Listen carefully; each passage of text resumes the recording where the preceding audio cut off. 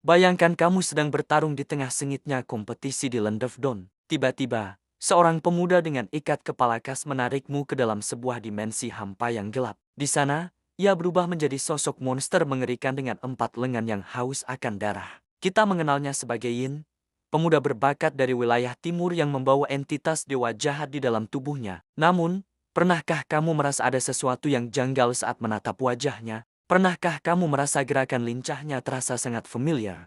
Seolah kita pernah melihat gaya bertarung itu pada sosok lain yang jauh lebih purba. Di kalangan para petualang dan pencinta teori tersembunyi, muncul sebuah spekulasi yang sanggup membuat bulu kuduk berdiri. Sebuah konspirasi yang menyebutkan bahwa Yin bukanlah sekadar pemuda yang sial karena dirasuki dewa. Ada teori yang mengatakan bahwa Yin memiliki hubungan darah yang sangat dekat, atau bahkan merupakan wujud lain dari sang raja kera yang melegenda, Sun, yang telah terkena kutukan abadi. Benarkah Lieh, entitas jahat di dalam tubuh Yin, sebenarnya adalah bagian dari masa lalu Sun yang sengaja dibuang dan dikunci? Mari kita bongkar benang merah yang menghubungkan sang pemuda bela diri dengan kera perkasa yang pernah mengacaukan surga. Dunia Mobile Legends bukan hanya soal menghancurkan menara atau membunuh musuh, tapi juga tentang sejarah yang terkubur dalam setiap helai kostum dan gaya bertarung para pahlawannya. Yin dan Sun berasal dari latar belakang yang tampaknya berbeda, namun jika kita menggali lebih dalam ke dalam lore dan desain karakter mereka,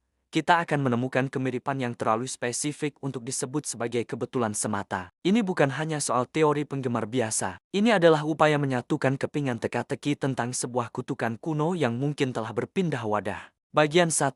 Kemiripan fisik dan gaya bertarung yang identik. Mari kita mulai dengan hal yang paling terlihat di depan mata, visual. Jika kamu melepaskan atribut Dewa Lieh dari Yin dan membandingkan struktur wajahnya dengan Sun dalam wujud manusia atau skin tertentu, kemiripannya sangat mencolok. Keduanya memiliki garis wajah yang keras, sorot mata yang penuh determinasi, dan aura pemberontak yang sama. Bahkan ikat kepala yang dikenakan Yin seolah menjadi simbol pengikat, mirip dengan cincin emas yang pernah mengikat kepala Sun untuk mengendalikan kekuatannya yang liar. Bukan hanya wajah, mari kita perhatikan gaya bertarungnya. Yin mengandalkan kecepatan tangan, kelincahan kaki, dan serangan bertubi-tubi yang eksplosif. Ini adalah gaya bertarung orisinal Sun sebelum ia menguasai teknik cloning yang rumit. Perhatikan bagaimana Yin melakukan terjangan ke depan. Gerakan itu sangat sinkron dengan bagaimana Sun menerjang musuhnya. Para penganut teori ini percaya bahwa Yin mewarisi memori otot dari sang raja kera. Seolah-olah tubuh Yin adalah wadah yang dipersiapkan untuk menampung kekuatan fisik yang setara dengan makhluk abadi,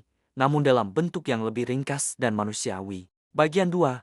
Misteri entitas Lieh dan masa lalu Sun. Siapa sebenarnya Lieh? Dalam cerita resminya, Lieh adalah dewa jahat yang mencari wadah kuat untuk bangkit kembali. Namun, konspirasi ini menawarkan sudut pandang yang jauh lebih gelap. Kita tahu bahwa Sun memiliki masa lalu yang penuh dengan amarah dan kebencian terhadap para dewa yang mengurungnya di bawah gunung selama berabad-abad. Teori ini menyebutkan bahwa Lieh sebenarnya adalah manifestasi dari sisi gelap atau sisa-sisa kemarahan Sun yang berhasil dipisahkan saat ia mencapai pencerahan. Bayangkan jika Sun, dalam perjalanannya mencari kedamaian, harus membuang separuh dari jiwanya yang penuh dendam agar bisa tetap terkendali. Energi negatif yang sangat kuat itu tidak bisa musnah begitu saja. Ia melayang di alam semesta, mencari inang baru, dan akhirnya menemukan Yin. Inilah alasan mengapa Lieh memiliki 4 lengan dan kekuatan yang terasa sangat purba. Ia adalah sisa-sisa kekuatan dewa dari sang raja kera yang sudah kehilangan akal sehatnya. Jadi, saat Yin berubah menjadi Lieh, ia sebenarnya sedang memanggil sisi monster dari Sun yang paling kelam ke dunia nyata. Bagian 3. Hubungan darah dan garis keturunan yang hilang. Beberapa pemain melangkah lebih jauh dengan berspekulasi tentang garis keturunan. Dalam beberapa mitologi yang menjadi inspirasi karakter ini,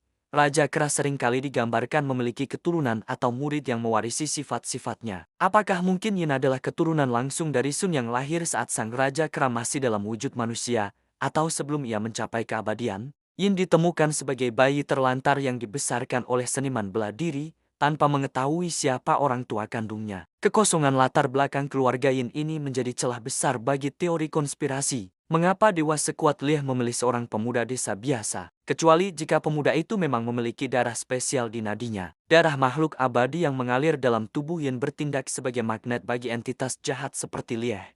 Jika teori ini benar, maka pertemuan Yin dan Sun di Land of Dawn bukan sekadar pertemuan antar pahlawan, melainkan sebuah reuni tragis antara ayah dan anak, atau antara sang legenda dengan warisannya yang terkutuk. Bagian 4. Symbolisme cincin dan pengunci kekuatan. Coba perhatikan senjata Yin, cincin emas raksasa yang melingkar di tangannya. Cincin ini bukan sekadar alat pukul. Dalam lore-nya, cincin ini digunakan untuk menyegel kekuatan Lieh di dalam tubuhnya. Sekarang, ingat kembali atribut paling ikonik dari legenda Sun Wukong yang menjadi inspirasi Sun, mahkota atau cincin emas di kepala yang digunakan untuk mengontrol amarahnya. Simbolisme cincin sebagai alat pengendali kekuatan luar biasa digunakan pada kedua karakter ini dengan cara yang sangat mirip. Konspirasi ini menyebutkan bahwa cincin yang dibawa Yin adalah bagian dari harta karun kuno yang sama yang pernah digunakan untuk mengunci Sun. Para tetua bela diri yang menemukan Yin mungkin tahu tentang asal-usul gelap bayi ini dan menggunakan cincin tersebut sebagai segel pelindung agar kekuatan Sun yang ada di dalam diri Yin tidak meledak dan menghancurkan dunia. Hal ini menjelaskan mengapa Yin merasa sangat terikat dengan senjata tersebut, karena tanpa cincin itu, ia bukan lagi seorang pemuda bela diri, melainkan monster liar yang sama persis dengan sosok Sun saat ia mengamuk di surga ribuan tahun lalu. Bagian 5. Mengapa Muntun merahasiakannya? Jika kemiripan ini begitu nyata, mengapa pihak pengembang atau narasi resmi tidak pernah mengonfirmasinya? Disinilah letak inti dari setiap konspirasi, perlunya menjaga misteri untuk menjaga minat pemain. Mengungkapkan bahwa Yin adalah Sun yang dikutuk akan menutup banyak kemungkinan cerita di masa depan. Munton seolah memberikan petunjuk-petunjuk kecil melalui interaksi tersembunyi, kemiripan visual, dan tema karakter agar komunitas terus berdiskusi. Misteri ini justru membuat karakter Yin menjadi jauh lebih menarik daripada sekadar pemuda yang kerasukan.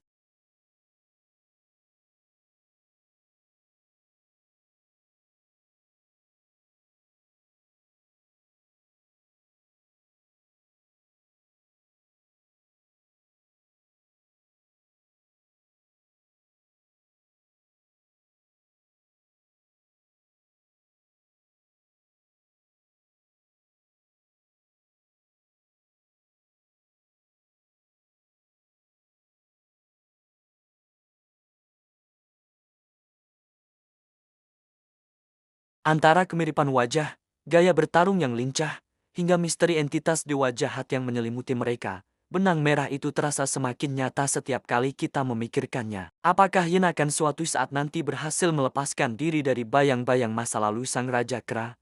Ataukah ia ditakdirkan untuk mengulangi sejarah kehancuran yang pernah dimulai oleh pendahulunya? Pada akhirnya, kebenaran dari konspirasi ini mungkin tersimpan rapat di dalam kode-kode narasi yang belum terungkap. Namun, satu hal yang pasti, setiap kali kamu menggunakan Yin dan berteriak saat menarik musuh ke dimensi lain, ingatlah bahwa ada kekuatan besar dan sejarah kelam yang mungkin sedang menuntut balas melalui tangan pemuda tersebut. Apakah kamu percaya bahwa mereka adalah dua individu yang berbeda? Ataukah kamu mulai melihat sosok Sun di balik wajah Yin? Land of Dawn selalu punya cara untuk mengejutkan kita dengan rahasia yang paling tidak terduga.